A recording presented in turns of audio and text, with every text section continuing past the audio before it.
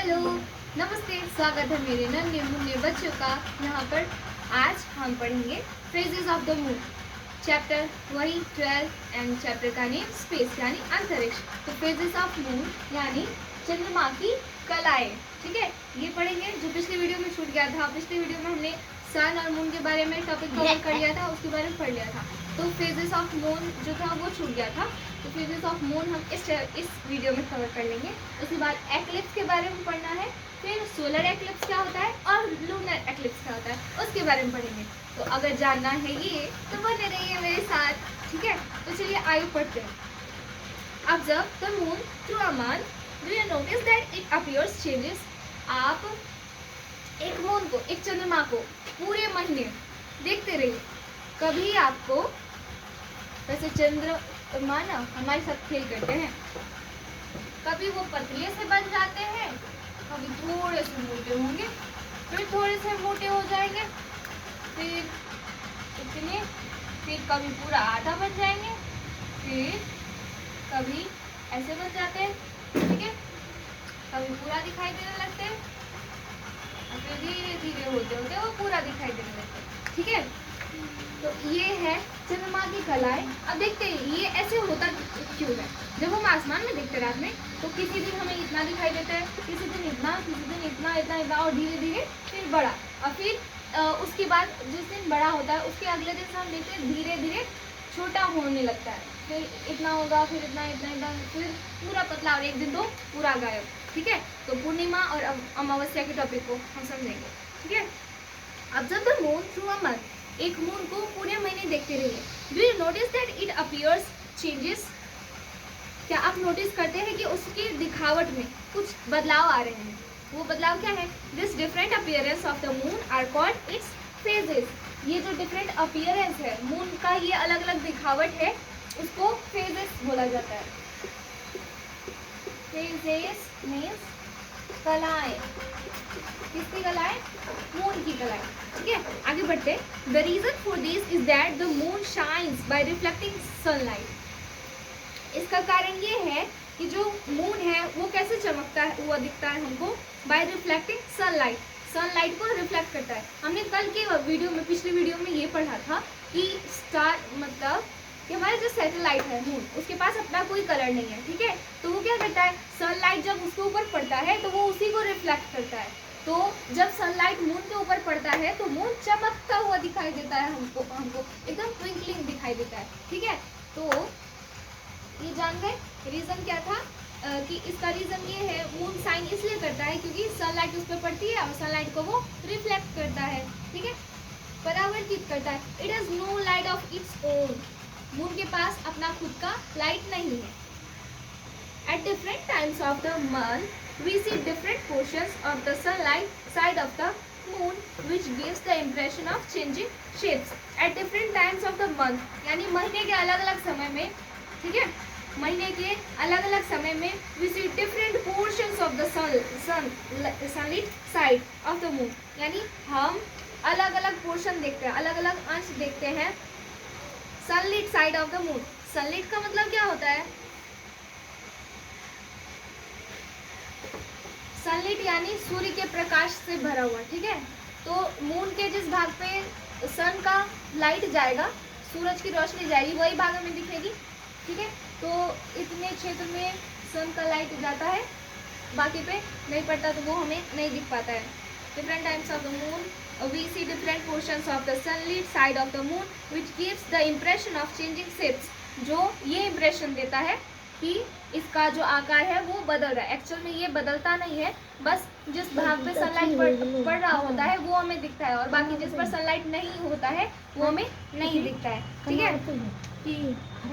अब आगे है कि a step ahead, एक कदम आगे की ओर। इसमें बताया गया आपकी बुक में जुलाई 20, 1969, जुलाई 20, 1969 को commander Neil Armstrong became the first man to step on the moon.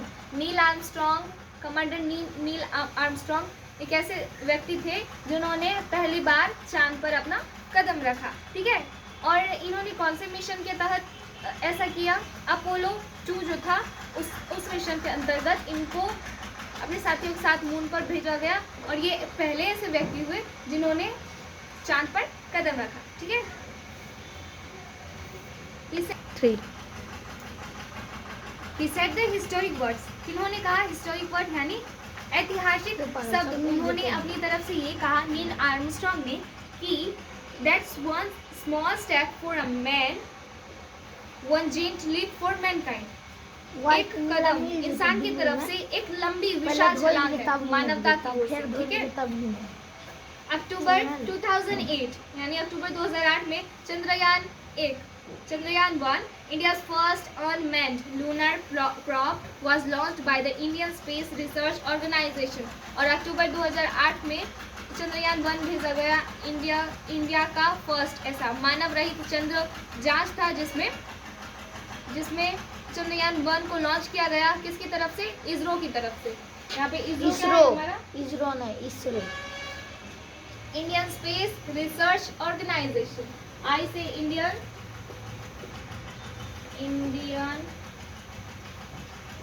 Space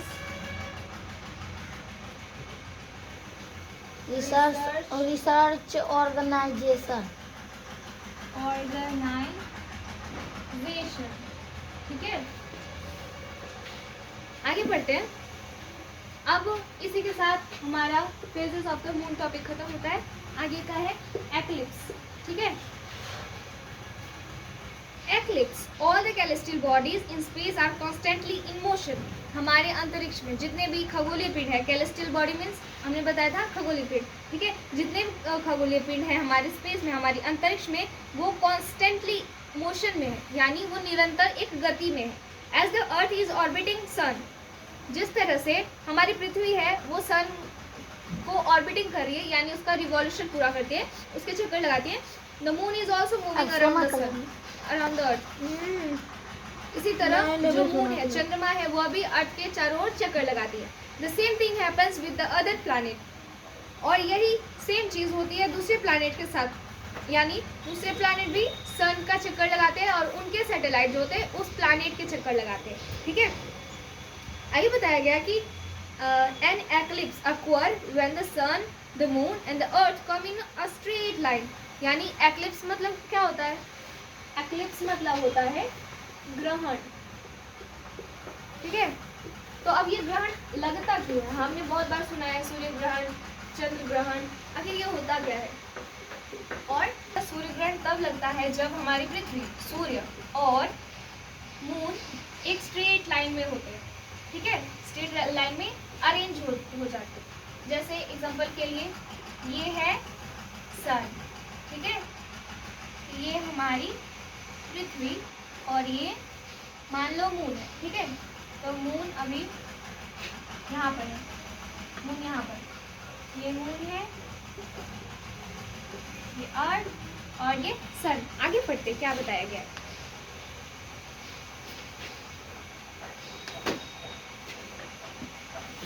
When the earth is at the middle, जब अर्थ मिडल में होता है, its shadow falls on the moon and hides it from the sun. जब हमारी पृथ्वी बीच में होती है और मून उसका पीछे होता है। ठीक है, तो सन की जो लाइट है ना, ऐसे पड़ी इसमें, ऐसे करके जा रही है और ये वाली लाइट ऐसे, फिर ये ऐसे जा रही है। ठीक है, तो इस भाग में लाइट पड़ रहा है, मून अर्थ के बिल्कुल अपोजिट यानी पीछे है, सन का लाइट इस पे पड़ रहा है। लेकिन यहाँ पे देखो, अर्थ के पीछे होने के कारण अब मून पे बिल्कुल सन का लाइट नहीं जा रहा है, तो मून हमको बिल्कुल नहीं दिखेगा। ठीक है, तो इसके कारण क्या होगा? Moon hides it from sun. Similarly when the moon is in the middle, और इसी प्रकार से जब मून मिडल में होगा, ये मान लो सन है, मून मिडल में आ गया और ये अर्थ। सन को थोड़ा बड़ा बनाते हैं, सन,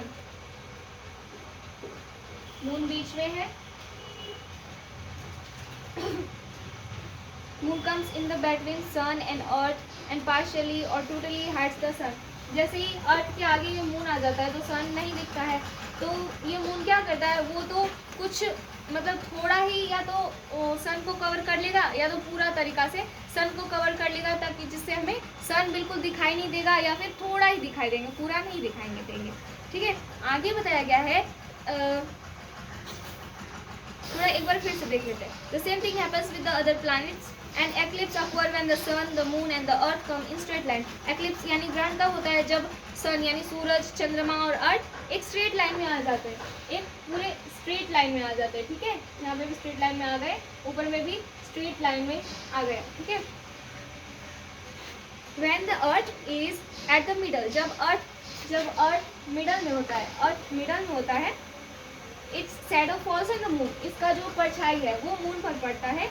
moon and hides it from the sun, और मून को क्या अर्थ क्या करता है कि सन से छुपा लेता है, यानी मून अर्थ के पीछे चला जाता है तो सन उसकी तरफ नहीं आता है। Similarly when the moon is in the middle, और इसी तरह जब मून मिडल में आ जाता है, चंद्रमा मिडल में आ जाता है, बीच में आ जाता है, it's shadows false on the अर्थ, तो इसका शैडो लाइट अब चंद्रमा पर पड़ रही है, मून पे पड़ रही है, लकी आवाज नहीं, मून पे पड़ रही है, सन की लाइट मून पे पड़ रही है, तो ये अर्थ से अगर हम सन को देखेंगे तो हमको पार्शली दिखेंगे, यानी थोड़ा ही दिखेंगे या फिर बिल्कुल भी नहीं दिखेंगे, क्योंकि मून का शेडो इस पे पड़ जाता है। तो जितना दूर अर्थ पे उसका शेडो पड़ेगा उतना दूर अंधेरा हो जाता है, सन नहीं दिखता है। अब है सोलर एक्लिप्स। एक्लिप्स के अंदर सोलर एक्लिप्स आता है। सोलर एक्लिप्स में सूर्य ग्रहण, सोलर एक्लिप्स में सूर्य ग्रहण। अब सूर्य ग्रहण के बारे में पढ़ेंगे। A solar eclipse happen when the moon comes in between the sun and earth and partially or totally hides the sun. Solar eclipse तब होता है जब moon comes in between the sun and the earth. ये solar eclipse कब होता है, जब moon जो है सन और अर्थ के बीच में आ जाता हो और यह सन को यानी सूरज को आंशिक रूप से यानी थोड़ा या फिर पूरा छुपा देते हैं। Moon cast its shadow on the earth and we observe a solar eclipse. Moon जब लाइट इस पे पड़ता है तो इतनी दूर जो अर्थ पे रोशनी नहीं जा पाती तो उतना दूर अंधेरा हो जाता है, जिससे हमें सूर्य ग्रहण का पता चलता है। सूर्य नहीं दिखते तो सूर्य ग्रहण लग जाता है। आगे पढ़ते, when the moon covers the sun, जब चंद्रमा जो है सन को कवर करती है, ठीक है, सन को जब कवर करती है, the deepest part of the moon's shadow called the umbra। यहाँ पे आपके बुक में जूम करना, ठीक है, यहाँ पे when the moon covers the sun, जब मून कवर करता है सन को, the deepest part of the moon's shadow called the umbra, ये बीच वाला पार्ट जो है जो बहुत गहरा दिख रहा है उसको umbra बोलते हैं। falls on a small patch of the earth, ठीक है, वो अर्थ के थोड़े से मतलब भाग में पड़ता है। This patch experience a total eclipse, इस भाग में पूर्ण ग्रहण लग जाता है। और फिर penumbra is the less deep part of the moon shadow which cause a partial solar eclipse in the region where it falls. और हमको ये चंद्रमा का साइड वाला भाग दिख रहा था ना, तो वो साइड वाले रोशनी वाली भाग पृथ्वी पर जहाँ दिखती है वहाँ पर पार्शियली यानी आंशिक रूप से सूर्य ग्रहण होता है, और जहाँ पे वो डीप पार्ट यानी अम्बरा दिखता है पृथ्वी से तो वहाँ पर पूर्ण रूप से सूर्य ग्रहण लग जाता है। अब हम पढ़ेंगे lunar eclipse. Lunar eclipse means चंद्र ग्रहण।